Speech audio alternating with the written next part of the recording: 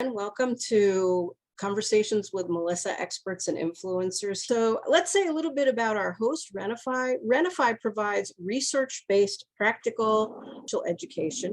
At RenaFi, we teach about the underlying drivers of our behavior. That knowledge leads to better decisions, and better decisions lead to an improved quality of life. To learn more, visit RenaFi.com. Leila is the founder and clinical director of Thriving Wellness Center and Neurodiversity at Work Inclusivity Consultants. Now you see why I wanted her to talk about work. The Thriving Wellness Center specializes in testing and treatment of ADHD, autism spectrum disorder, emotional regulation, and relationships in the New York and New Jersey area. In her work, Leila, who identifies as neurodivergent, supports her clients in a variety of ways, including by evaluating and diagnosis, providing psychotherapy, and facilitating support groups, yay, writing, advocacy, and providing trainings that support awareness and inclusion. She's been featured at national professional conferences, and she is also a lecturer at Columbia University and Rutgers University. So we were going to talk about ADHD in the workplace and sort of that even the beginning part where you're in your interview at to get a job. So I'm excited to be here. So thanks for having me. How would we talk about our strengths? Maybe some of that is synthesizing ideas or pattern recognition and not give away necessarily our diagnosis.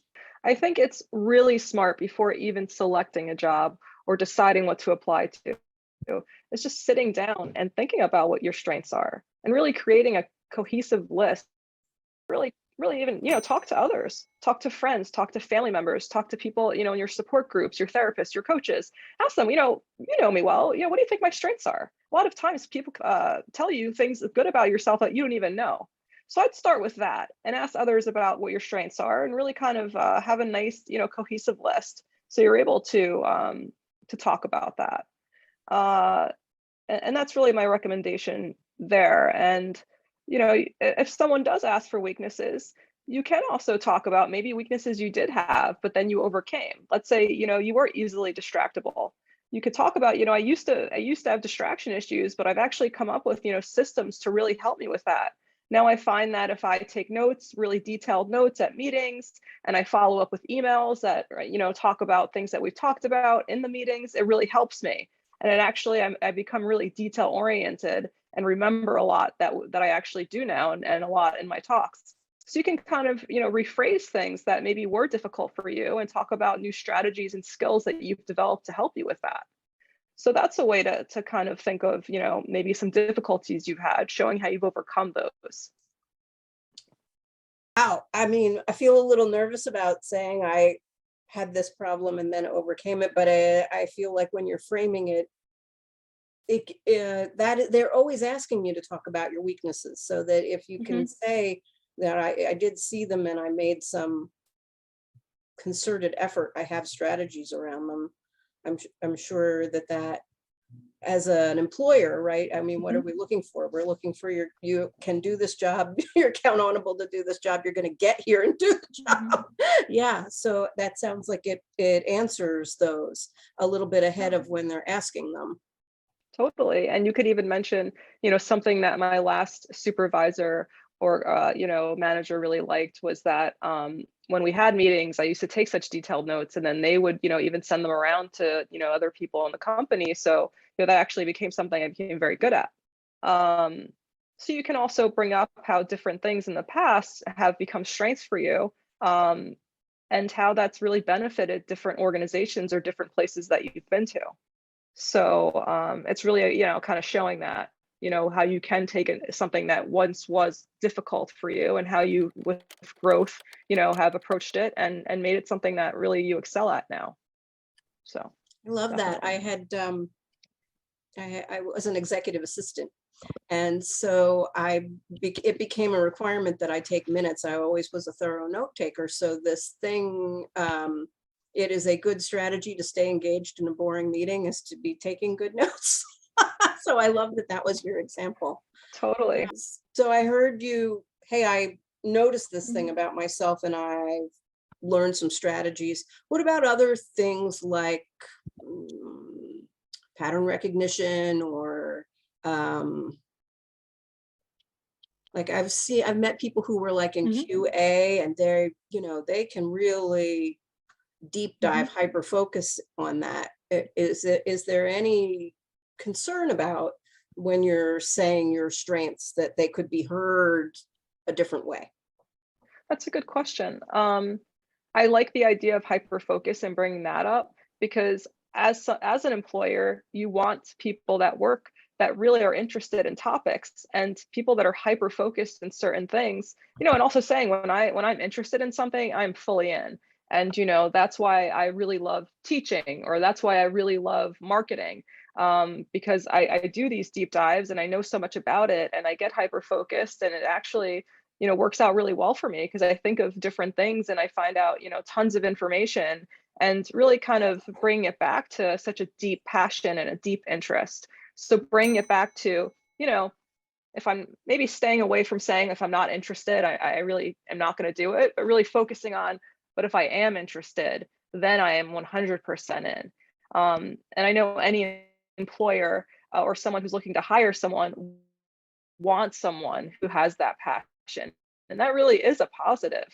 And I think, all of us that have ADHD can really, if we're interested in something, if we like something, we are great at it and we are on top of it. And that really is a strength that I've seen with people I work with, and people I support. So it's a real positive, that as well. So. What about some of the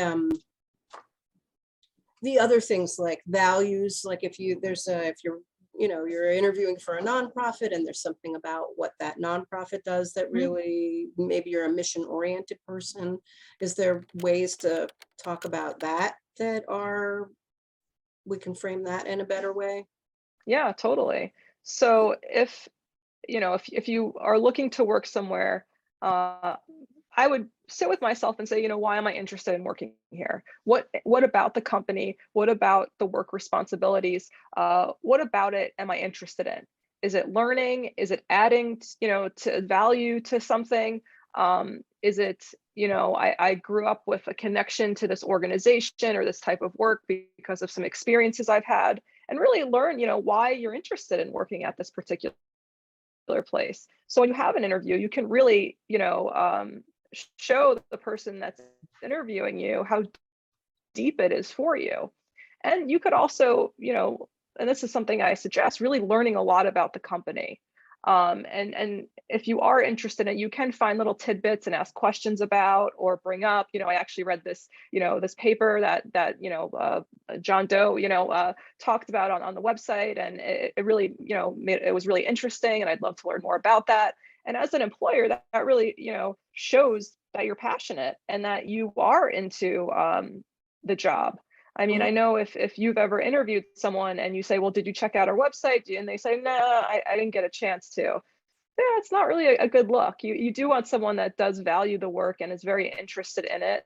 And if it's because of, the mission statement, or because of a situation, where you have something close to that mission statement, you do want to bring that up, because it does show that you have that passion there, which then drives that interest.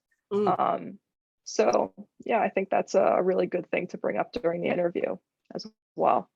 If you've got an ADHD diagnosis and that you have improved your work habits, do you want to disclose that? Do you want to say that at an interview?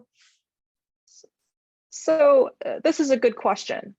And a website I really like, Attitude Mag, they recently did a survey, and they asked, all of the readers, do you disclose a diagnosis?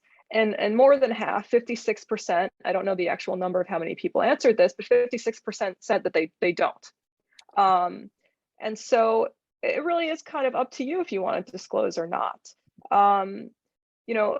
Maybe once you've gotten to know the company culture a bit more, maybe once you feel a bit more comfortable, you see how inclusive they are, maybe you want to disclose just to HR. and see, and maybe keep it between you and HR and not have, your supervisor or coworkers know about it. It's completely up to you. But I think, really focusing on those strengths and, and something, I read something else that said not using it as an excuse, and which of course we wouldn't do, but, and framing it as these are things that I'm working on. If you have some executive functioning impairments and say time management, you can frame it as, these are things I'm working on and this is what I've done to help me with it. So you're not talking about it in like a negative light. But the idea of to disclose or not to disclose really is up to you. And new companies now are really trying to take a stance where they are inviting that, disclosing, so that they can help. Some companies are even including, executive functioning coaches in their staff.